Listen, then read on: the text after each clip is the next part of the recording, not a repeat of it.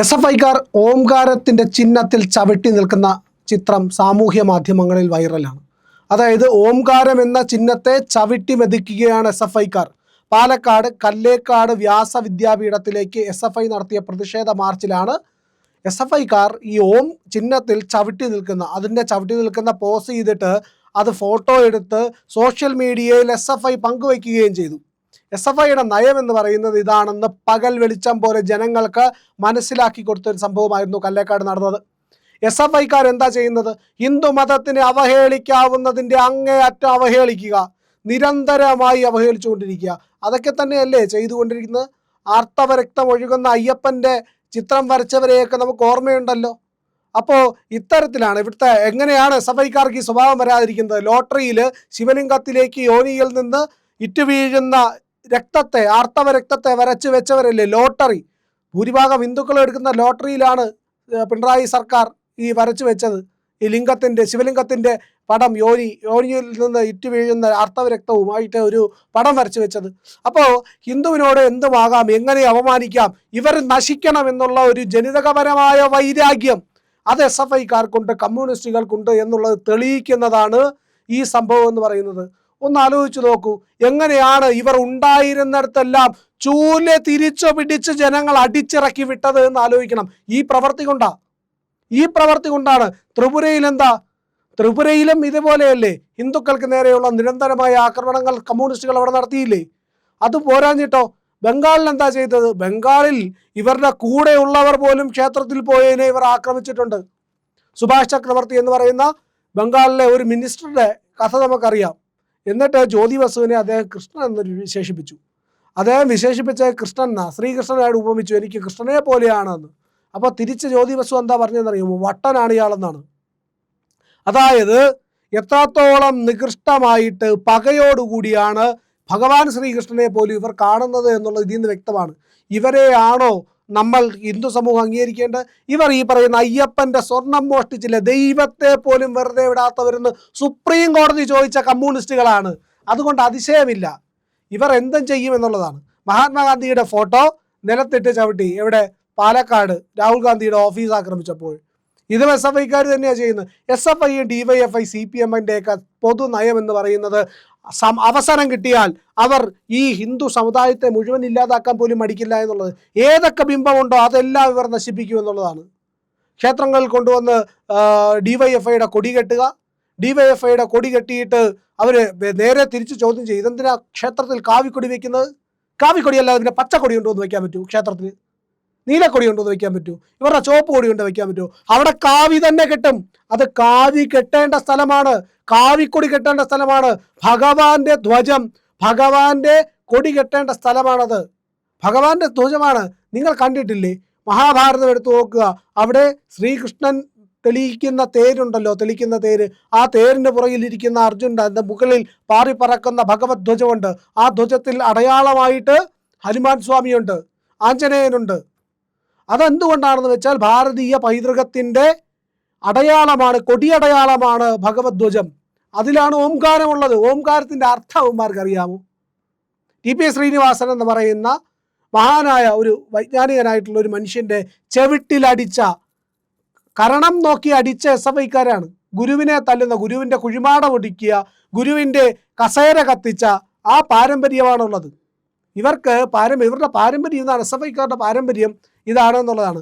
അമ്മയോ അച്ഛനെയും പോലും ബഹുമാനിക്കാൻ അറിയാത്ത, ഗുരുക്കന്മാരെ ബഹുമാനിക്കാൻ അറിയാത്ത, സംസ്കാരമില്ലാത്ത, സംസ്കാരത്തിനോട് യോജിച്ചു പോകാൻ കഴിയാത്ത ഒരു സാമൂഹിക വിരുദ്ധ കൂട്ടമായിട്ട് ഇവരെ കാണേണ്ടി വരുമെന്നുള്ളതാണ്. കല്ലേക്കാടേക്ക് ഇവർ മാർച്ച് നടത്തുന്നു, എന്നിട്ട് ആ ഗേറ്റ് പിടിച്ച് കുലുക്കുകയാണ്. ഗേറ്റ് പിടിച്ച് കുലുക്കിയിട്ട് ആ ഗേറ്റിലിരുന്ന ഓം ചിഹ്നമുണ്ടല്ലോ അതിനെ വലിച്ചു പറിച്ചെടുക്കുന്നു, വലിച്ചെറിയുന്നു, നിലത്തിട്ട് ചവിട്ടുന്നു. നിരന്തരമായി SFIക്കാർ ഹിന്ദു സംസ്കാരത്തോടും മതത്തോടും കാണിച്ചു കൊണ്ടിരിക്കുന്ന നടപടി ഇതാണ്. ഇവരുടെ രക്തത്തിൽ അതാണുള്ളത്, ഹിന്ദു വിരുദ്ധതയാണുള്ളത്. അതായത് ഞങ്ങളിലില്ല ഹൈന്ദവ രക്തം, ഞങ്ങളിലില്ല ക്രിസ്ത്യൻ രക്തം, ഞങ്ങളിലില്ല മുസ്ലിം രക്തം. പക്ഷേ ഉള്ളത് മൊത്തം വർഗീയതയും ഹിന്ദു വിരുദ്ധതയും മാത്രമാണ്. അവരിലുള്ളത്, ഈ SFIയിലുള്ളത് ഹിന്ദു വിരുദ്ധ രക്തം മാത്രമാണ്. ഹിന്ദുക്കളെ എങ്ങനെയും ഉന്മൂലനം ചെയ്യുക എന്ന് പറയുന്ന ഓംകാരത്തെ ചവിട്ടുക എന്ന് പറഞ്ഞാൽ അതാണ്. പ്രപഞ്ച സത്യം അറിയില്ല, ഈ വായി നോക്കിയവർക്ക് പ്രപഞ്ച സത്യം എന്താണെന്ന് അറിയില്ല. ആ പ്രപഞ്ച സത്യത്തിൻ്റെ പൊരുളാണ് ഓം എന്ന് പറയുന്നത്. ഓം എന്ന് പറഞ്ഞു കഴിഞ്ഞാൽ പ്രപഞ്ച രഹസ്യമാണ്. ആ പ്രപഞ്ചത്തെ മുഴുവൻ ഒന്നായിട്ട് ആവാഹിച്ചിരിക്കുന്നതാണ് ഓം എന്ന് പറയുന്നത്. പ്രണവ മന്ത്രമാണ്. എല്ലാ മന്ത്രങ്ങളും തുടങ്ങുന്നത് അവിടെ നിന്നാണ്. എല്ലാത്തിൻ്റെയും ശക്തി അവിടെ നിന്നാണ്. ഈ പറയുന്ന പ്രപഞ്ച ഉത്ഭവം മൂലം ഈ പറയുന്ന മുഴുവൻ സൃഷ്ടിയും ഉണ്ടായതിൻ്റെ കാരണം ഓമാണ്. ആ പറയുന്ന ഓംകാരത്തിൻ്റെ ഓംകാര പൊരുളാണ് ഭഗവാൻ അയ്യപ്പൻ എന്നുള്ളതിനെ പറ്റി പറയിട്ടില്ലേ, പാട്ടിൽ കേട്ടിട്ടില്ലേ? അങ്ങനെയുള്ള ഒരു സങ്കല്പത്തെ നിന്ദിക്കുക, അതിനെ ആക്രമിക്കുക, ഏത് വിധത്തിലും നശിപ്പിക്കാനായിട്ടുള്ള ശ്രമം നടത്തുക, ഇത് മാത്രമാണ് സഭയുടെ ലക്ഷ്യം. ഓമിനെ ചവിട്ടുകയാണ്. ഓമിനെ ചവിട്ടുന്നവൻ്റെ മാനസികാവസ്ഥ എന്തായിരിക്കും? പ്രണവ മധു എന്നാണ് അതിനെ പറയുന്നത്. പ്രണവത്തെ മധുവായിട്ടാണ് ഉപയോഗിക്കുന്നത്. ആത്മീയത നുകരുന്നവർ ആ പ്രണവ മധുവാണ് നുകരുന്നത്. അതെന്തുകൊണ്ട് എന്ന് പറഞ്ഞു കഴിഞ്ഞാൽ അത് പ്രപഞ്ച രഹസ്യമാണ്, പ്രപഞ്ച സത്യമാണ്, പ്രപഞ്ചത്തോട് ഇഴുകിച്ചേരാനുള്ള അവസരമാണ്. അത് ജപിക്കുമ്പോൾ മുഴുവൻ നമ്മൾ പ്രപഞ്ചമായി മാറുകയാണ്.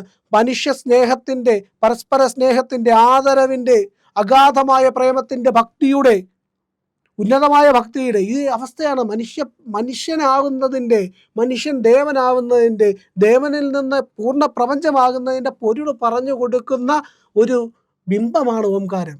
ആ ഓംകാരത്തെ ചവിട്ടുക എന്ന് പറഞ്ഞു കഴിഞ്ഞാൽ സ്വന്തം അമ്മയെ ചവിട്ടുന്നത് പോലെ, സ്വന്തം ഭൂമിയെ ഇല്ലായ്മ ചെയ്യുന്നത് പോലെ, സ്വന്തം നന്മയെ അവഹേളിക്കുന്നത് പോലെയാണ്. എത്ര മൂഢന്മാരാണെന്ന് ആലോചിച്ച് നോക്കൂ. എത്ര മൂഢന്മാരാണ്. മൂഢപ്രവൃത്തിയാണത്.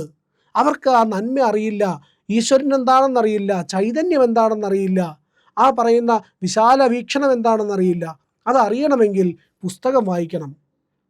മിനിമം ഏറ്റവും കുറഞ്ഞത് മലയാള ഭാഷ ഉച്ചരിക്കുന്നവരാണെങ്കിൽ രാമായണമെങ്കിലും വായിച്ചിരിക്കണം.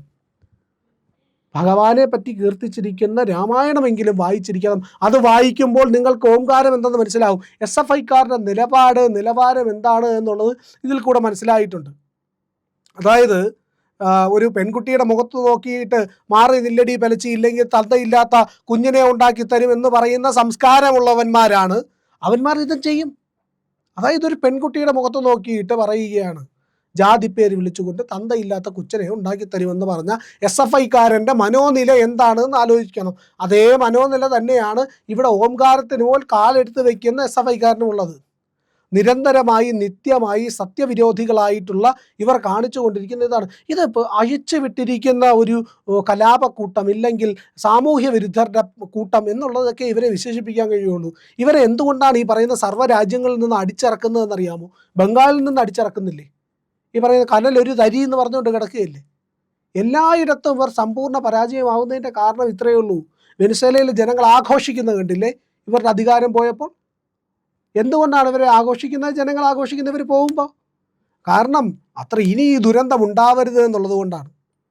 ഇനി ഈ ദുരന്തം ആവർത്തിക്കുന്നു. മമത എന്ന വലിയ ദുരന്തത്തെ എടുത്തു വെച്ച് ബംഗാളികൾ പറഞ്ഞു, അയ്യോ ഇതിലും വലിയ ദുരന്തമായിരുന്നു മുമ്പുണ്ടായിരുന്നതെന്നാണ്. അപ്പോൾ ഇത്രയും മനസ്സിലാക്കിയിട്ടുണ്ട് അവിടുത്തെ ജനങ്ങളെന്ന്. ഈ പറയുന്ന ആക്രമണത്തിൻ്റെ, ശത്രുതയുടെ, വൈരാഗ്യത്തിൻ്റെ മാത്രം സ്വഭാവമാണ് SFIക്കാർക്കുള്ളത്. അവരൊരിക്കലും ഒരു മുഹമ്മദ് നബിയുടെ ചിത്രം വരയ്ക്കാൻ അവർക്ക് ധൈര്യമുണ്ടാകുമോ? ചെയ്യില്ല. ചെയ്താൽ കൈ വേറെ കിടക്കും, വെട്ടി മാറ്റപ്പെടും. അത് അവർക്ക് കൃത്യമായി ബോധ്യമുണ്ട്. ചെയ്യില്ല. ഖുറാൻ്റെ ഒരു പേജ് ഇതുപോലത്തെ ഒരു ചിഹ്നം അവരുടെ 786 എന്ന് എഴുതിയിരിക്കുന്ന അതിൽ ഇതുപോലെ പറിച്ചെടുത്തിട്ട് ചവിട്ടുമോ? ചെയ്യില്ല. അന്ന് തീരും. SFIക്കാരൻ അത് കൃത്യമായിട്ട് അറിയാം. അതുകൊണ്ട് അവൻ ചെയ്യില്ല. പക്ഷെ ഇവിടെ ഹിന്ദുവിനോട് എന്തുമാകാം, എന്ത് വൃത്തികേടും കാണിക്കാം എന്നുള്ളതാണ് ഇവരുടെ നിലപാട് എന്നുള്ളതാണ്. അത്രയേറെ നികൃഷ്ടമായ ചിന്താഗതിയാണ്. ഈ പറയുന്ന കുട്ടികളോട് പറഞ്ഞു മനസ്സിലാക്കാൻ അതിനകത്തൊരുത്തനും ഇല്ല, അത് വേറെ കാര്യം. പക്ഷേ എങ്കിലും പറയുകയാണ്, മനുഷ്യരായിട്ടുള്ള ആരെങ്കിലും ഇവരെ കാണുകയാണെങ്കിൽ ഒന്ന് പറയണം, കുഞ്ഞുങ്ങളെ നിങ്ങൾ ചെയ്യുന്ന മഹാപരാധം എന്താണെന്ന് നിങ്ങൾക്കറിയില്ല. പൂർണ്ണ പ്രപഞ്ചത്തെ, ഈ യൂണിവേഴ്സിനെ മുഴുവൻ നിങ്ങൾ അപമാനിക്കുകയാണ്. ഈ പ്രപഞ്ച സത്യത്തെ നിങ്ങൾ നിഷേധിക്കുകയാണ്. അതിനെതിരായിട്ടാണ് പ്രവർത്തിക്കുന്നത്. പ്രപഞ്ചത്തിനെതിരായിട്ട് പ്രവർത്തിച്ചാൽ എന്ത് ചെയ്യും? പ്രപഞ്ചം തിരിച്ചൊന്ന് നോക്കിയാൽ മതി. ഒരു നോട്ടം കൊണ്ട് പോലും നമ്മൾ അസ്തമിച്ചു പോകും. നമ്മൾ ഈ പ്രപഞ്ചത്തിൽ അത്രയും ചെറുതാണ് എന്നുള്ളതാണ്. പക്ഷേ നമുക്ക് അത്രയേറെ മഹത്വം ഉണ്ടാകും. കാരണം ഞാൻ സ്വയം പ്രപഞ്ചം തന്നെയാണ് എന്നുള്ള തിരിച്ചറിവുണ്ടാകണം. അത് അദ്വൈതത്തിലൂടെ ഇല്ലെങ്കിൽ വേദാന്തത്തിലൂടെയൊക്കെ കിട്ടുന്ന ഈ ഓം എന്താണ് എന്ന് മനസ്സിലാക്കുന്ന അവസ്ഥയിൽ കിട്ടുന്നതാണ്. അത് പരമോന്നത പ്രാപ്തിയാണ്. അതുണ്ടാകാൻ വിവേകവാദ്യം ഉണ്ടാകണം. അതിനെ ഓമിനെ ബഹുമാനിക്കാൻ പഠിക്കണം. അന്ന് മാത്രമേ SFIക്കാർക്ക് ഇത് മനസ്സിലാവുകയുള്ളൂ. ഇല്ലെങ്കിൽ ഈ മൂഢജന്മങ്ങൾ ഇങ്ങനെ തുടർന്ന് തന്നെ പൊക്കോണ്ടിരിക്കും. അന്ന് മാത്രമേ പറയാൻ കഴിയുകയുള്ളൂ.